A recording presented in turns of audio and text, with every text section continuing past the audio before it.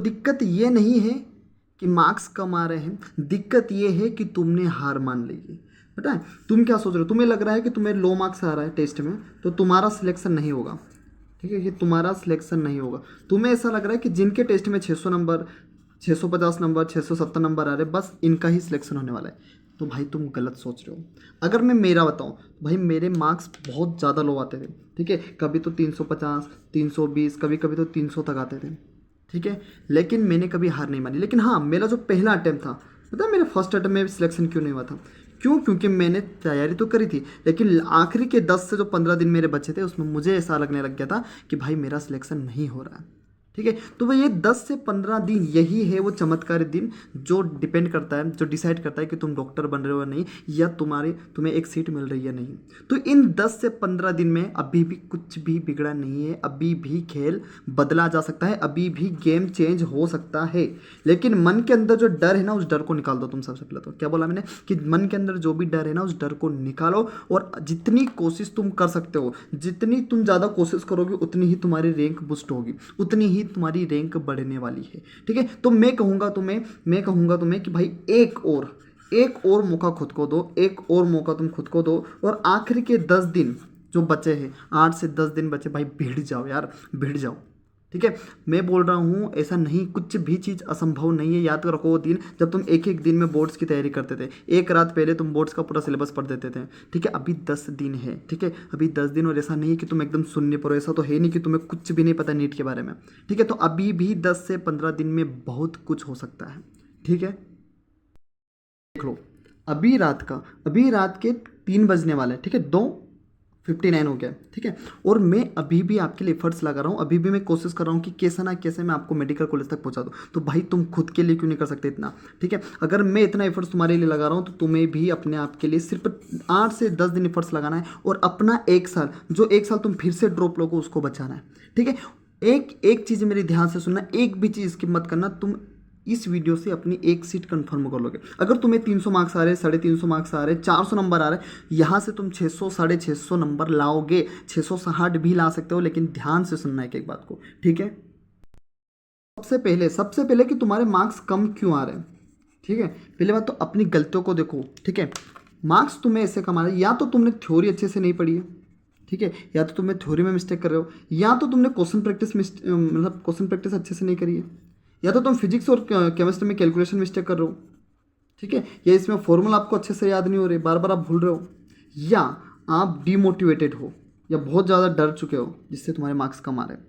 तो इन चीज़ों के ऊपर अभी 8 से 10 दिनों के अंदर इन चीज़ों पर फोकस करो और अपने मार्क्स को आपको इंप्रूव करना है। मैं कह रहा हूँ, मैं गारंटीड कह रहा हूँ कि जितने बच्चे अभी वीडियो देख रहे हैं, इनमें से बहुत सारे बच्चे तुम 4 मई को मेरे पास आओगे और कहोगे कि हाँ भैया आपने जो बताया था हमने वैसा ही किया था, और हमारे मार्क्स और हमारी रैंक एकदम बहुत ज़्यादा इंक्रीज हो गई थी।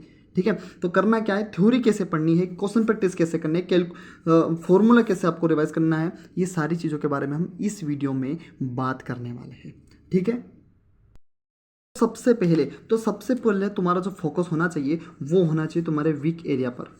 ठीक है, तुम्हें ये पता होना चाहिए कि आखिरी के दिनों में, या तुम्हें ये पता होना चाहिए कि एग्जाम में ऐसा कौन सा टॉपिक है, ऐसा चैप्टर है जो तुम्हें वीक लग रहा है, जहाँ से तुम्हारे क्वेश्चन बन आ रहे हैं और तुमसे बन नहीं रहे। तो सबसे पहले तो अपने वीक एरिया को पहचानो। ठीक है, और ये पता कैसे चलेगा तुम्हें? वो पता चलेगा तुम्हें टेस्ट जो दे रहे हो उससे उसका एनालिसिस करो। ठीक है, उसका एनालिसिस करो, या फिर मुझे पता है कि तुम्हें पता ही होगा कि भाई तुम्हें कौन सा चैप्टर नहीं आता है। तो अभी भी जो बचे हुए दिन है, सबसे पहले जो चैप्टर आपको अच्छे से नहीं आ रहे उन चैप्टर पर भिड़ जाओ, अभी क्या अभी भिड़ जाओ। ठीक है, उनको करना कैसे आपको? सबसे पहले जैसे मान लो बायोलॉजी का चैप्टर है कौन सा। ठीक है, बायोलॉजी में मान लो तुम्हें बायोटेक नहीं आ रहा है, मान लो बायोटेक तुम्हारा वीक है कि इसमें से 6 से 7 क्वेश्चन, सिर्फ करीब करीब 10 क्वेश्चन भी, 10 से 12 क्वेश्चन यहाँ से आ जाते हैं। ठीक है, कितने? 10 से 12 क्वेश्चन, लेकिन तुम्हारे 7-8 क्वेश्चन ही सही हो रहे, 6 से 7 क्वेश्चन ही सही हो रहे हैं। ठीक है, तो आपको क्या करना है, सबसे पहले तो आपको ये पता करो कि बायोटेक में सबसे ज़्यादा कौन से टॉपिक रिपीट हो रहे हैं। ठीक है, उन टॉपिक को ऐसे लिख लो। लिखने के बाद में उन टॉपिक, जब बायोटेक आप पढ़ो तो उन टॉपिक पे सबसे ज़्यादा फोकस कर लो। ठीक है, सबसे ज़्यादा फोकस उन टॉपिक पे कर लो। इसके अलावा आपको पूरा चैप्टर पढ़ना ही है, उसमें एनसीईआरटी में जितनी टेबल दे रखी वो देख लो। ठीक है, टेबल देख लो, फ्लो चार्ट जो दे रखा है वो देख लो, डायग्राम अगर दे रखे है तो वो देख लो, ठीक है। इसके बाद भी आपको प्रीवियस ईयर क्वेश्चन सोल्व करो उस टॉपिक का, उस चैप्टर का। इससे क्या होगा पता है, इससे क्या होगा पता है, जो तुम्हारे 12 में से जो 6 क्वेश्चन बन रहे थे, जो 12 क्वेश्चन में से जो 6 क्वेश्चन बन रहे थे, अब तुम्हारे 12 में से 12 क्वेश्चन बनने लग जाएंगे और तुम्हारे मार्क्स इंक्रीज होने लग जाएंगे, इंप्रूव होने लग जाएंगे, ठीक है। तो आपको सबसे पहले तो क्या करना है, आपको जो वीक एरिया है उसको स्ट्रॉन्ग बनाना है। क्या बनाना है, जो वीक एरिया है उसको आपको स्ट्रॉन्ग बनाना है, ठीक है। और वो कैसे बनाना है, आपको टेस्ट देना है, एनालिसिस करना है और जो आपका वीक चैप्टर है उसके ऊपर फोकस करना है, ठीक है। दूसरा आपको क्या करना है, सबसे ज़्यादा जो मेन है, आपको बायोलॉजी के अंदर, ठीक है, बायोलॉजी के अंदर आपको क्या करना है कि जितनी बार तुम एनसीईआरटी को रिवाइज कर सको, जितनी बार तुम एनसीईआरटी को पढ़ सको, ठीक है। मैं मेरी बताऊँ लास्ट अटेम्प्ट जिसमें मैंने सिलेक्शन लिया उसमें मैंने 20 से 25 बार से 30 बार मैंने एनसीईआरटी पढ़ी होगी, ठीक है। एक एक लाइन मेरे माइंड में सेट थी, एक एक लाइन मेरे माइंड में सेट थी। तो आपको बायोलॉजी में एनसीईआरटी जितनी बार तुम पढ़ सकते हो उतनी बार पढ़ना है, क्योंकि तुम जितनी बार एनसीईआरटी को रिवीजन करोगे उतने ही तुम्हारे माइनस मार्किंग कम होगी। क्या बोल रहा हूँ, उतनी ही तुम्हारी माइनस मार्किंग कम होगी और तुम्हारे मार्क्स उतने ही ज़्यादा बढ़ेंगे, ठीक है। तो अभी भी जो है 8 से 10 दिन, देखो मैं बोलता हूँ ना कि पछताने से कुछ नहीं होता जब चिड़िया चुग के खेत। भाई अभी 8-10 दिन में अगर तुमने कुछ नहीं किया ना, अगर 8 से 10 दिनों में कुछ नहीं किया तो पछतावा के अलावा कुछ नहीं बचेगा तुम्हारे पास, कुछ भी नहीं बचेगा। इसलिए मैं बोल रहा हूँ कि भले कम सो, सिर्फ 3-4 घंटे ही सो लो तुम, लेकिन अच्छे से पढ़ो, ठीक है। ऐसा नहीं कि बस पढ़ रहे, लेकिन अच्छे से भी पढ़ना है आपको। एनसीईआरटी एकदम रीड करना नहीं है, एकदम समझना भी उसे अच्छे अच्छे से एकदम, कि कहाँ से क्वेश्चन बन रहा है, कैसा बन रहा है, ठीक है। एक एक स्टेटमेंट आपके माइंड में सेट होना चाहिए, ठीक है। तो 8 से 10 दिनों में जितना तुम एफर्ट्स लगा सकते हो उतना एफर्ट्स लगाओ। बायोलॉजी में जितनी बार तुम एनसीईआरटी को रीड कर सकते हो उतनी बार एनसीईआरटी रीड करो। इससे क्या होगा, तुम्हारे माइनस मार्किंग कम से कम होंगे और तुम्हारे मार्क्स इंप्रूव होंगे।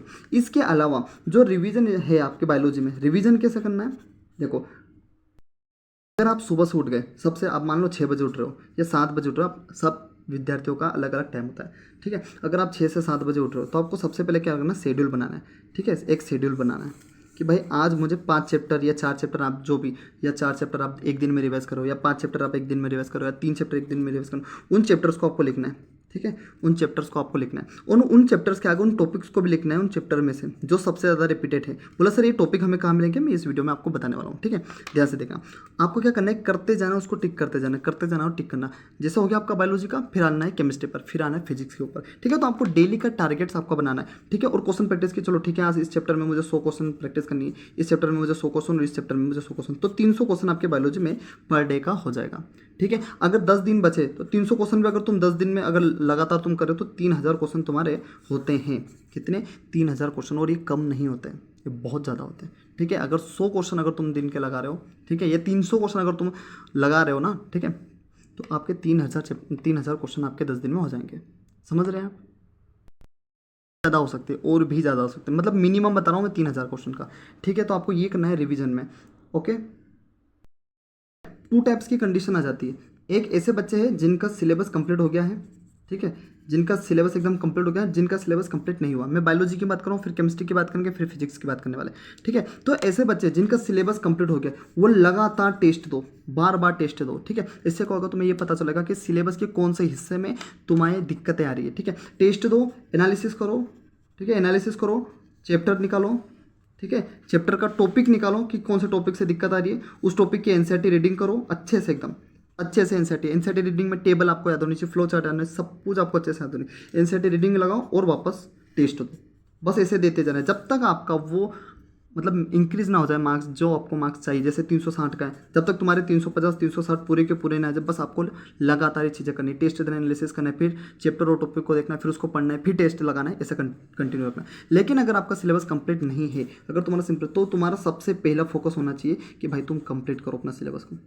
ठीक है भाई। 1 शॉट लेक्चर देखो, जैसे तुम्हें करना है वैसे करो, लेकिन चैप्टर कंप्लीट होने चाहिए। बायोलॉजी में एक भी चैप्टर मत छोड़ो। अगर तुम्हारा टारगेट है ना 650 660 670 लाने के, तो एक भी चैप्टर आपको स्किप नहीं करना है। अभी पूरा फोकस कर लो चैप्टर्स कंप्लीट करने में, पहला। दूसरा, जैसे चैप्टर कंप्लीट हो जाए, साथ में PYQ भी करते रहो। लेकिन हो सकता है, क्योंकि अगर तुम्हारा सिलेबस कंप्लीट नहीं हो सकता है कि तुम्हें टेस्ट देने का टाइम ना मिले, तो तुम क्या करो, सिलेबस कंप्लीट करते रहो और प्रीवियस ईयर के क्वेश्चन करते जाओ, ठीक है। प्रीवियस ईयर के क्वेश्चन करते जाओ, इससे आपका क्या हो रहेगा, मोटिवेटेड रहोगे तुम, क्या मोटिवेटेड होगे और तुम्हें पता चलता रहेगा कि क्वेश्चंस कैसे आने हैं, ठीक है, क्वेश्चंस कैसे आने हैं। तो ये सारी चीज़ें आपको करना है। अगर सिलेबस कंप्लीट है तो ऐसा करना है, और अगर सिलेबस कंप्लीट नहीं है तो ऐसा करना है, ठीक है। टेस्ट देते रहना है। मैं बोल रहा हूँ 100% तुम्हारे मार्क्स इसमें बायोलॉजी में इंक्रीज होने लगेंगे, ठीक है। फिर आती है केमिस्ट्री की बात, ठीक है।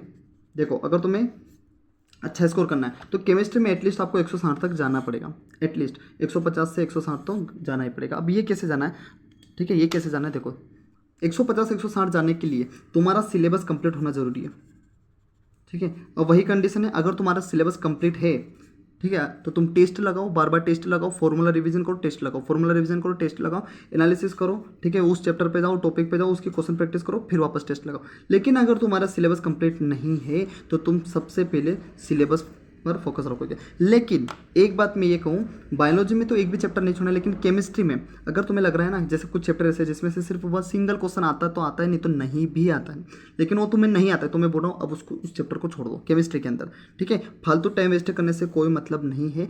जितने जो हाई वेटेज वाले चैप्टर है, जितने भी जो हाई वेटेज वाले चैप्टर है, मेनली उन चैप्टर पर फोकस करना स्टार्ट कर दो। और उन चैप्टर में से भी जो सबसे ज़्यादा रिपीट होने वाले टॉपिक्स है उनके ऊपर फोकस करने लग जाओ, समझ रहे हो। तो सिलेबस अगर कंप्लीट नहीं है तो ऐसा सिलेबस कंप्लीट करना है, सिर्फ हाई वेटेज वाले चैप्टर को अच्छे से कर लो, ठीक है। हाई वेटेज वाले चैप्टर को अच्छे से कर लो, उसमें से भी टॉपिक निकालो। इसके बाद आपको क्वेश्चन प्रैक्टिस, मैं बोल सर अब बहुत सारे बच्चे बोलते हैं सर क्वेश्चन प्रैक्टिस करना है कि नहीं, केमिस्ट्री में क्वेश्चन प्रैक्टिस करते रहो, ठीक है।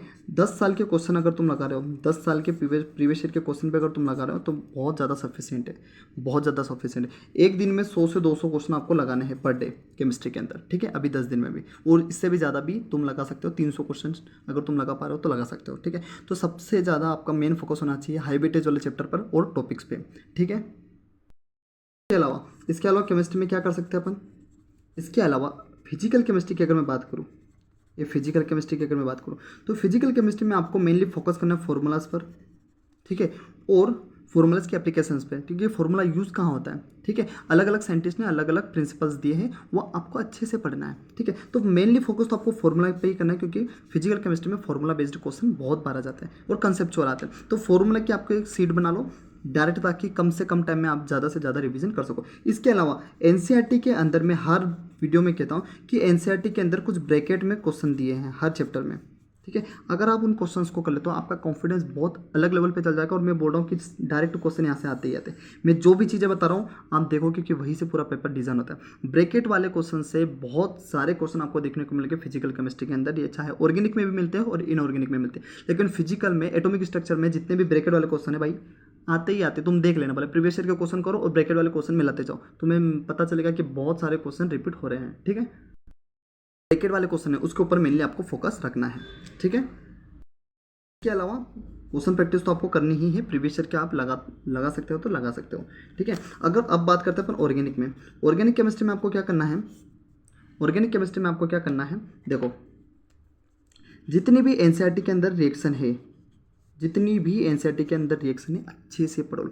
जितनी भी नेम रिएक्शन है, जितनी भी नेम रिएक्शन है उसकी बहुत सारी शॉर्ट ट्रिक्स आती है, या बहुत सारे मतलब पता है वन शॉट लेक्चर्स देख लो। लेकिन देख लो भाई अभी 8-10 दिन बचे, नेम रिएक्शन जितनी भी है सारे फिक्स कर लो आप, ठीक है। एनसीईआरटी में जितनी भी रिएक्शन है सारे फिक्स कर लो। इसके अलावा ब्रैकेट में भी कुछ रिएक्शन है भाई, इंटेक्स क्वेश्चन जो होते हैं एनसीईआरटी के अंदर, कुछ इंटेक्स क्वेश्चन है उसमें क्वेश्चन पूछते हैं, ठीक है, रिएक्शंस वाले, वो क्वेश्चन भी आप कर लो। इसके अलावा आप क्या कर सकते हो, प्रीवियस ईयर के क्वेश्चन भी साथ में करते रहो, प्रीवियस ईयर के क्वेश्चन भी साथ में करते रहो, आपके मार्क्स इंप्रूव होने वाले हैं, ठीक है। इनऑर्गेनिक की अगर मैं बात करूँ तो इनऑर्गेनिक पूरा एनसीईआरटी बेस्ड आता है, हालांकि पूरी केमिस्ट्री ही एनसीईआरटी बेस्ड आती है, लेकिन इनऑर्गेनिक 100% एनसीईआरटी से ही आती है, ठीक है। तो इनऑर्गेनिक तो आपको पूरा एनसीईआरटी बेस्ड ही पढ़ना है, ठीक है।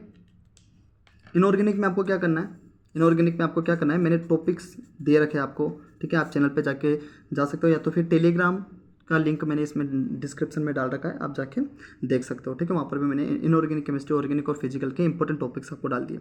इनऑर्गेनिक केमिस्ट्री में जो एटलीस्ट आप भले पूरा चैप्टर ना कर पाओ, लेकिन टॉपिक्स पे ज़्यादा से ज़्यादा फोकस करना है, इन टॉपिक्स पे ज़्यादा से ज़्यादा फोकस करना है, ठीक है। लास्ट टाइम चल रहा है, बहुत बार ऐसा होता है कि भाई पूरा चैप्टर अपन रिवाइज नहीं कर सकते हैं क्योंकि बहुत बड़े बड़े चैप्टर भी, तो आप एक काम कर सकते हैं कि टॉपिक पे अगर रिवाइज करते हैं जहाँ से सबसे ज़्यादा क्वेश्चन आता है, तो ये भी कहीं ना कहीं आपके लिए बेनिफिशियल होने वाला है, ठीक है। तो टॉपिक्स जो है इनऑर्गेनिक में उन पर सबसे ज़्यादा फोकस कर लो भाई, जो इंपॉर्टेंट टॉपिक्स है उनके ऊपर, ठीक है। इसके अलावा इनऑर्गेनिक केमिस्ट्री में आपको क्या करना है, शॉर्ट नोट्स अगर आपने बनाई हो, ठीक है, तो शॉर्ट नोट्स से आप डायरेक्ट रीड करो, या तो फिर आप एनसीईआरटी को रीड करो। आपने एनसीईआरटी को अगर रीड नहीं किए, ठीक है, तो ठीक है कोई बात नहीं, आप अपनी जो कोचिंग की नोट्स है आप उसको भी रीड कर सकते हो, ठीक है। लेकिन आपको क्या करना है, फिजिकल में फॉर्मूला शीट बनानी, ब्रैकेट वाले क्वेश्चन करना है, ऑर्गेनिक में जितनी भी नेम रिएक्शन है और एनसीईआरटी रिएक्शन आपको अच्छे से कर लेना है, और इनऑर्गेनिक पूरा एनसीईआरटी ही आपको पढ़नी है, ठीक है।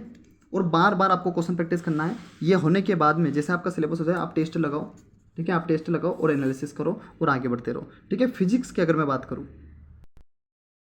अगर तुम्हारा टारगेट है, ठीक है, कि तुम्हें भाई मेडिकल कॉलेज मिल जाए, तो फिजिक्स में एटलीस्ट 140 प्लस तो होना ही चाहिए आपका, कितना 140 प्लस एटलीस्ट तो होना ही चाहिए। अब ये कैसे आ सकता है पता है, ये कैसे आ सकता है, देखो अगर तुम्हारे मार्क्स अभी 70 80 90 या 50 60 भी आ रहे तो भी आप 140 प्लस ले जा सकते हो। कैसे? सबसे पहले लिस्ट बनाओ हाई वेटेज वाले चैप्टर की। किसकी? हाई वेटेज वाले चैप्टर, जैसे मॉडर्न फिजिक्स हो गया, करंट इलेक्ट्रिसिटी हो गया, काइनेमेटिक्स हो गया, ये बहुत सारे ऐसे चैप्टर है, रे ऑप्टिक्स हो गया, वे ऑप्टिक्स हो गया, है ना, ठीक है। ये सारे चैप्टर बहुत अच्छे हैं और काफ़ी स्कोरिंग भी है। इसमें से आप वह ये कहूँगा कि टॉपिक्स का बहुत ज़्यादा रोल होता है। मैं एक बात बताऊँ, केमिस्ट्री के जितने भी इंपॉर्टेंट टॉपिक्स हैं, ठीक है, और फिजिक्स के जितने भी इंपॉर्टेंट टॉपिक्स हैं, मैं ये कहूँगा कि फिजिक्स में जैसे गेट है, आना ही आना पड़ता है, मतलब यहाँ से क्वेश्चन आते ही आते हैं।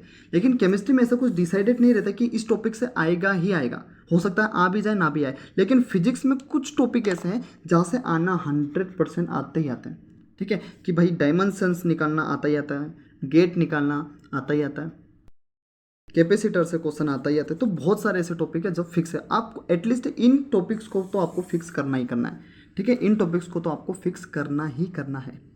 ओके, तो आप फिजिक्स में मेनली इन टॉपिक्स पे ज़्यादा फोकस करने वाले हैं, पहला तो ये। दूसरा, आपको सिलेबस अच्छे से पढ़ना है पूरा। अब सिलेबस कंप्लीट करना ही है। अगर सिलेबस कंप्लीट नहीं हुआ है तो ऐसे चैप्टर आप नेग्लेक्ट कर सकते हो जो छोटे हैं, या जैसे ऑसिलेशन हो गया, ठीक है, जिससे क्वेश्चन कम बनते हैं, ठीक है, आप इन चैप्टर्स को छोड़ सकते हैं। लेकिन जो हाई वेटेज वाले चैप्टर है इनसे बिल्कुल भी छेड़छाड़ी नहीं करनी है, बढ़िया तरीके से इनको पढ़ना है। इनके सारे फॉर्मूला आपको याद होने चाहिए, सारे एप्लीकेशंस आपको आना चाहिए, और प्रीवियस ईयर के क्वेश्चन आप अच्छे से सोल्व कर लो। क्यों मैं बार बार प्रीवियस PYQ का इसलिए कह रहा हूँ भाई, क्यों? क्योंकि हर साल आप देखेंगे, हर साल आप देखोगे कि PYQ से क्वेश्चन डायरेक्ट रिपीट हो जाते हैं, डायरेक्ट रिपीट होते हैं, एग्जैक्ट वही टर्म्स तक चेंज नहीं करते। तो प्रीवियस ईयर के क्वेश्चन आपको सोल्व करने ही करने। फिजिक्स में हाई वेटेज वाले चैप्टर पे फोकस करो, ठीक है, PYQ सोल्व करो और टेस्ट लगाओ, ठीक है। जितने ज़्यादा भी लास्ट टाइम में जितने ज़्यादा तुम टेस्ट लगाओगे उतना ही ज़्यादा तुम अपने मेन एग्जाम में मार्क्स को इंप्रूव कर पाओगे। और मैं लास्ट में ये कहूँगा कि भाई डीमोटिवेटेड नहीं होना है, ठीक है।